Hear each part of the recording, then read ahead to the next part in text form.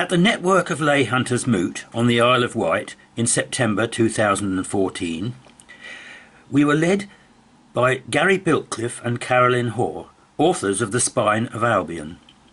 The book describes their research into the long-distance lay called the Belinus line, which runs from the Isle of Wight through the Midlands and north of England and on into Scotland. Like the St Michael line, this also has serpentine male and female currents running round it, which have been named Belinus and Elen. On Friday the 12th of September, we began with a visit to All Saints Church Ryde, where the male Belinus current comes in from Binstead, which we were to visit later. Here Gary and Caroline gave us a brief outline of the Spine of Albion, originally found by Guy Ragland Phillips, running from the old city of Winchester to Carlisle, and seemed to be associated with kingship. Winchester was the Iron Age capital, and there may have been stone circles there. To Henry II, Winchester and Carlisle were the Camelots of Britain. The line also goes through Birmingham and Manchester, the Rollright Stones, the Uffington White Horse and the Stone Circle at Shap. At the base of the line is this special island, the base chakra of Britain, shaped like a coccyx bone. The currents have 32 nodal points, where the male and female serpents meet, and there are 33 vertebrae in the human spine. Thus it has been called the Spine of Albion. The Isle of Wight was a Druid island, and the Solent was fordable at low tide in Roman times and previously. Remains of wooden tracks, comparable to the Sweet Track in Somerset, have been found, connecting Quarr Abbey with Leon Solent. Brading was then the major port. There were none on the north coast, as the sea was too shallow. All Saints Church, where we then were, is a very large church, nicknamed the Cathedral of the Island, and is visible from all the hills on it. Designed by Gilbert Scott, it has the proportions of a Norman church. It has a grand Gothic structure on the highest hill overlooking the Solent. We then walked to the Norman-founded Church of the Holy Cross at Binstead, which contains a number of symbolic carvings. The first we saw was above the gate, a sheela-na-gig known as the Idol of Binstead. It's seemingly hermaphroditic, as it's bearded but with female genitals, and standing on a muzzled creature which is probably a bear. This may represent the Northern Stars. There is said to be the grave of a giant at Binstead, 8 feet tall. There are allegedly a number of these on the island. There is also a dragon.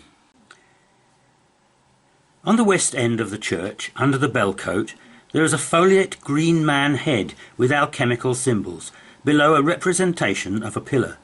This is a 19th century reconstruction. There is another green man as a boss in the ceiling of the chancel. The bell is from Quarr Abbey nearby. The chancel is the only original Norman part of the church, and it has herringbone-built masonry on the outside, more typical of Saxon work. The rest of the present building is 19th century Gothic revival. The male Belinus current was doused coming through this church. The Tinner's Way, one of the oldest tracks on the island, goes from here to Quarr Abbey.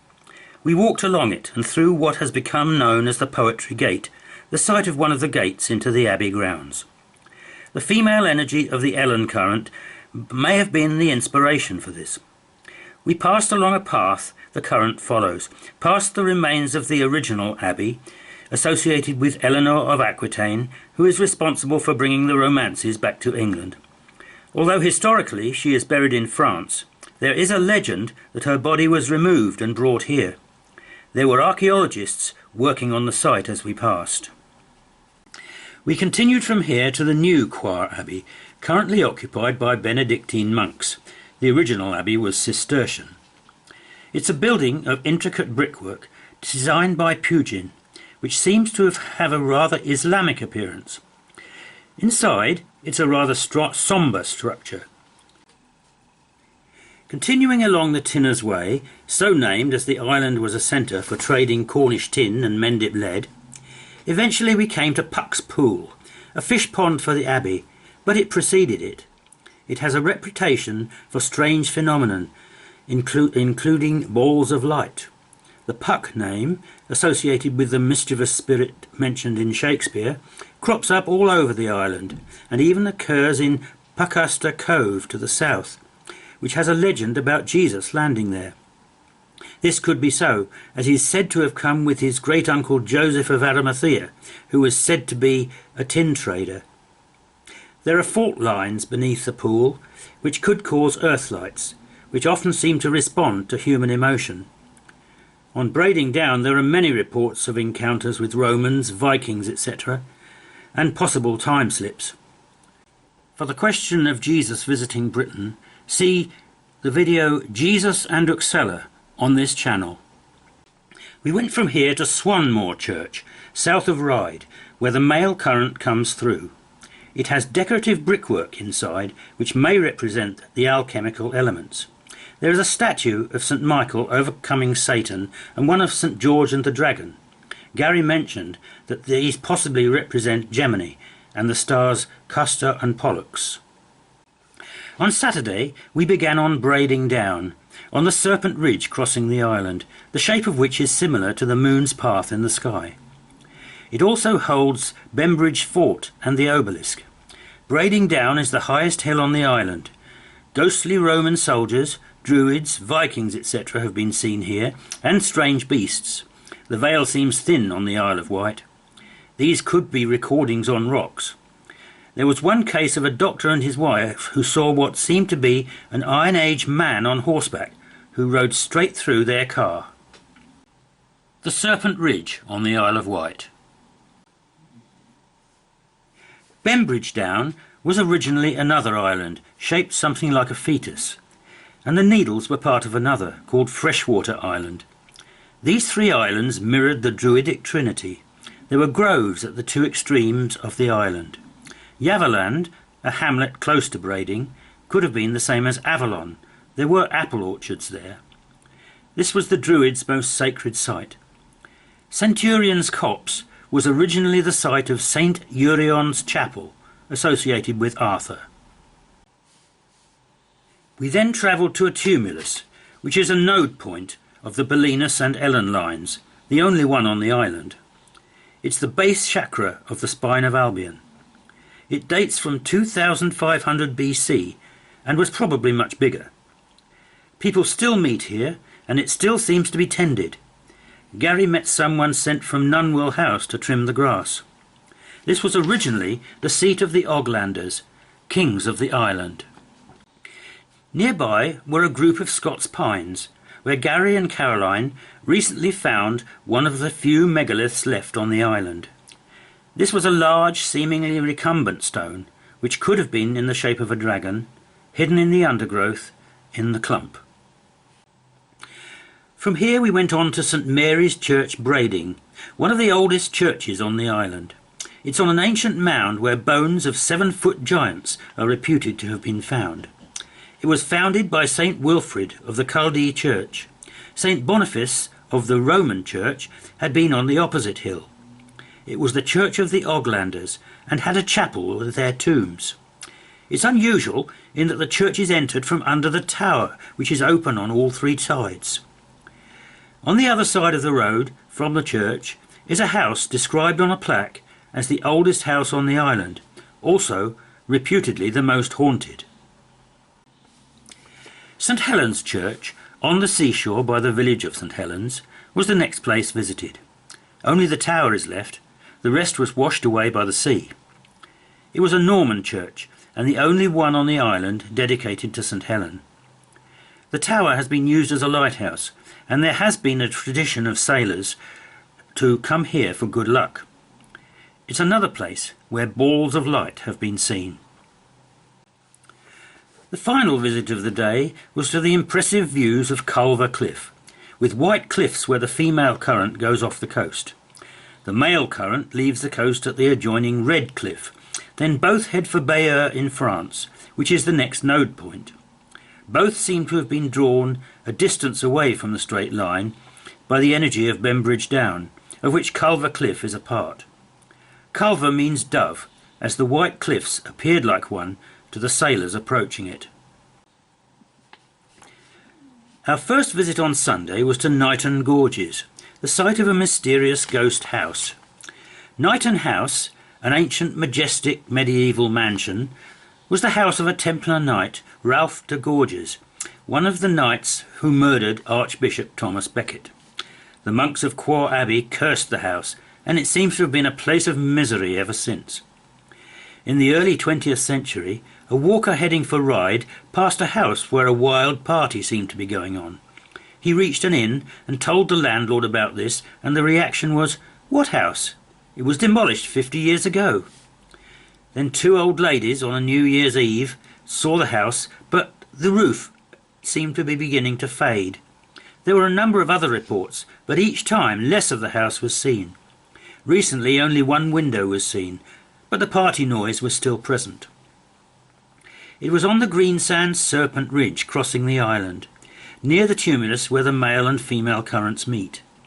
There is iron-rich rock here, and a geological fault and huge natural spring. So the mental activity of the monk's curse could have been assisted by these things, causing the bad luck. One owner, Thomas Dillington, had loud parties but lost all his money through gambling. Then his wife died, and distraught, he committed suicide. Another owner, Major George Bissett, caught syphilis from his wife and went mad. The house was then dismantled. He is still said to haunt the area and dislikes people, flattening car batteries and causing energy surges. Balls of light and time slips are said to have occurred, and even the gargoyles on the gateposts come alive. We visited the gateposts and saw the bases of the statues there. This picture of orbs photographed at the gatehouse is from www.spookythings.io.uk/spooky-history/the-curse-gorge/. The gateposts at Niton Gorges. Continuing from here, we went to St Ives Church at Gatcombe, the geographical centre of the Isle of Wight. Gatcombe means Gateway Valley, and the churchyard seems to be haunted by a little girl who dashes round the gravestones. The ancient church is also the site of a strange time-slip legend, that of Lucy Lightfoot, who seemingly fell in love with a knight whose effigy was in the church. She disappeared from the church during a violent storm, and was then discovered in a document about the knight. Another ancient church, that of Yaverland, is the first church of the male Belinus current in England. At nearby Centurion's Copse there is said to have been a city, and there was also a Druid's well and a stone. The French burnt the city in the 1300s, and to this day no bird song is heard there.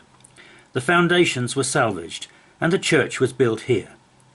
It was the only church on Bembridge Island, of which Bembridge Down then was. Arreton is the oldest settlement on the island, and the 11th century church could have been the site of a stone circle. It's dedicated to St George, who controls the dragon of the earth energies, the Geo-Urge, rather than killing it, pushing the energy to sacred mountains. A wooden carving of George outside the church seems to illustrate this. Behind the church is a great pond, and this with the church and the ridge seem to create a pocket of psychic energy which has sometimes caused people to be thrown through the air. We finally visited the church and holy well of St Lawrence. These wells were put along pilgrim routes, and the energy of the undercliff here seems to create a special neutral zone. On Monday we travelled and walked to the Long Stone, a huge megalith which was the Middle Island Druid Sanctuary. Everyone felt the place had a very peaceful, welcoming atmosphere. Then, continuing along the Serpent Ridge, we reached the Five Barrows, where a lay I had found on a previous visit to the island in 1966 passes through. It was found to be 16 paces wide, and Lawrence Main spontaneously felt it as a powerful lay when climbing one of the mounds. The line goes through several other tumuli as well as Godshill Church and another in Shanklin. We continued along Afton Down past many tumuli on the golf course to Freshwater, then travelled to Allen Bay with its coloured sands, where we took a chairlift down to the beach for a boat trip round the Needles.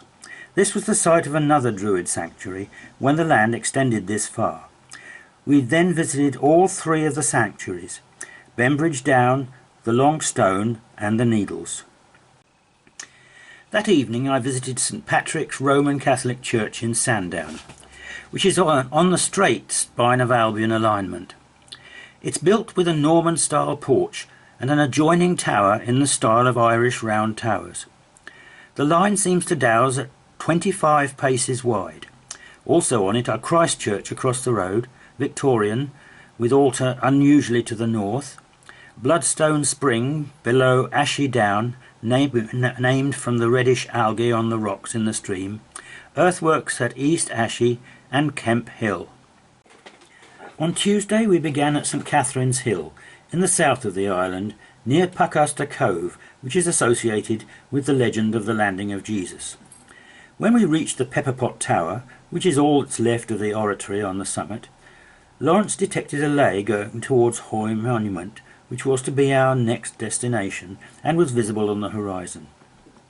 This continues through a hilltop lay centre to the north, another near Blackwater, St Paul's Church, Newport, a lay centre which is the northern point of a diamond-shaped system of lays seemingly mirroring the shape of the island, Whippingham Church and Norris Castle on the north coast.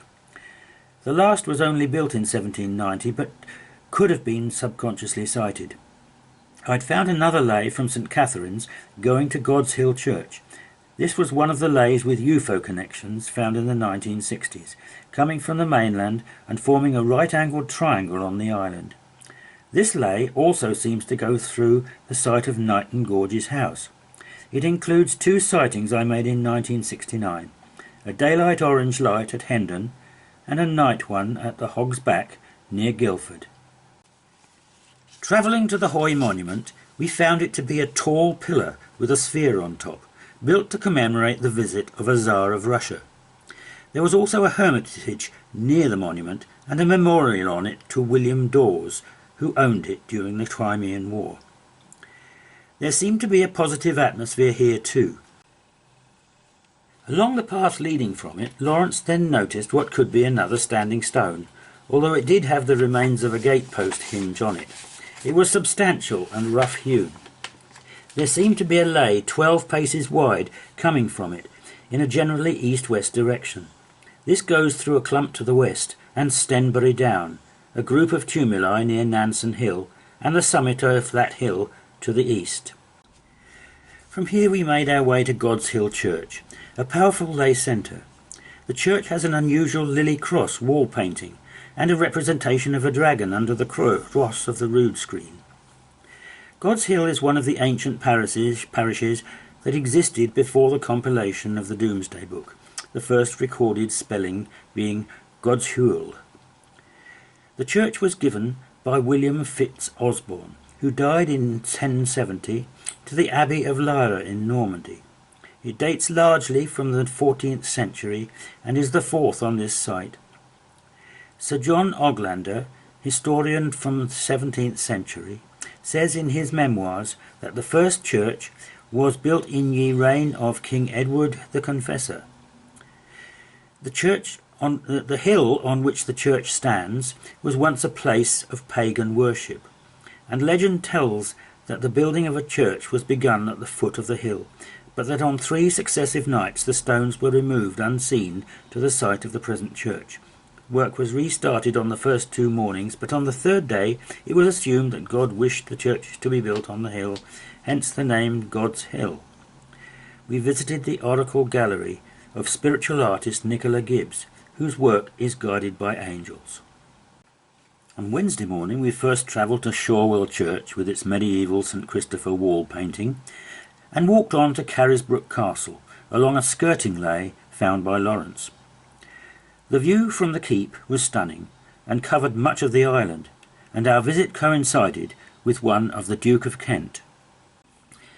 The diamond pattern mentioned before, which seems to mirror the shape of the island, was one I found in the 1960s and visited several of its sites on Sunday, May 21st, 1966, the day after giving a talk on leys and orthoteny to the Isle of Wight UFO Investigation Society. The northern point is St Paul's Church, Newport, Victorian but on a crossroads with the name Cross Lane, which is even named on the old 1-inch OS map. St Thomas's Church, now Newport Minster, is on the lay from here to Galaberry Hump.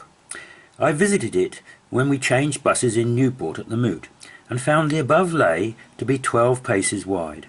The war memorial is placed on it. The western point is a tumulus on a very prominent site, Galaberry Hump. It's a large round barrow on Brystone Down, positioned at the eastern end of Brystone Forest, near the ancient ridgeway now called the Tennyson Trail. About 3 metres high, it's possibly the biggest of the many surviving barrows on the island. There are spectacular views of the Solent to the north and the southern downs in the opposite direction. In 1966, however, we couldn't get to it because of thick mist. The eastern point is All Saints' Church, Newchurch, which is medieval, dating from the 13th century. It was built on the site of an older structure which was donated by William Fitz Osborne to the Quarr Abbey. Subsequently, the church came under the control of Beaulieu Abbey. On the west side of the church, the road has a steep descent, which gives the impression that the church is built on a bluff. The geographic setting has been described by Venables, a poet, as to the north the gaze embraces the whole of the Vale of Newchurch, with the undulating ridge of the Chalks Down beyond, and ending towards the valley of the Medina in an abrupt slope of the St George's Down. The southern point is not named on the map, but is a hill peak 233 feet high near Roud. The centre of the pattern is a hill just off the Newport Godshill Road. It's much more impressive than it appears from the map, but on the day we visited it in 1966, it was too misty to see anything from it. There are 2 leys meeting at it, coming from the north to south points and the east and west points. In addition to this pattern, there is a right-angled triangle of leys found in the 1960s, formed of alignments coming from the mainland. These are UFO-related leys, and each of the 3 was found independently by a different person. One was Gordon Crichton, later to be editor of Flying Saucer Review. Another was Ken Rogers, later to write the book The Warminster Triangle.